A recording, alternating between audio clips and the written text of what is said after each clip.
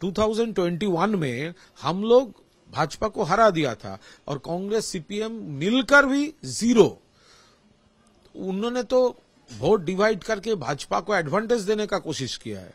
तो ये स्पिरिट है कि देश में इंडिया लड़ेगा और बंगाल में जो लड़ाई होगा एंटी भाजपा, उस पर लीडरशिप देंगे तृणमूल कांग्रेस, और दीदी सीट शेयरिंग के बारे में वो फाइनल डिसीजन लेंगे।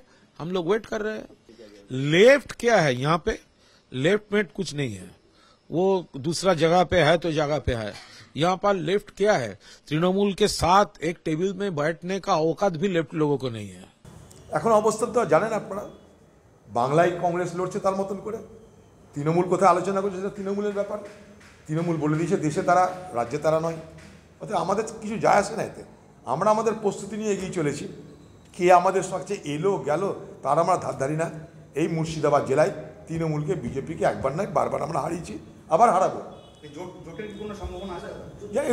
জোটের সম্ভাবনা তো দিদি নস্বাত করে দিয়েছে। আপনার দিদির কথা শুনুন বেশি করে, তাহলে দেখতে পাবেন দিদি নিজেই জোট চায় না। বাংলার মুখ্যমন্ত্রী নিজে জোট চায় না, কারণ তার জোট করতে গেলে অসুবিধা আছে।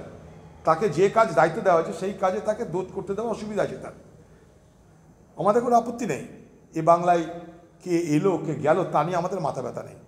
খুব আগেও বলেছি, আজও বলছি, এই বাংলায় কংগ্রেস তার নিজের ক্ষমতায় লড়বার ক্ষমতা রাখে। যেখানে আমাদের নিজের ক্ষমতা আছে সেখানে আমরা লড়বো, এটা স্পষ্ট কথা আমাদের।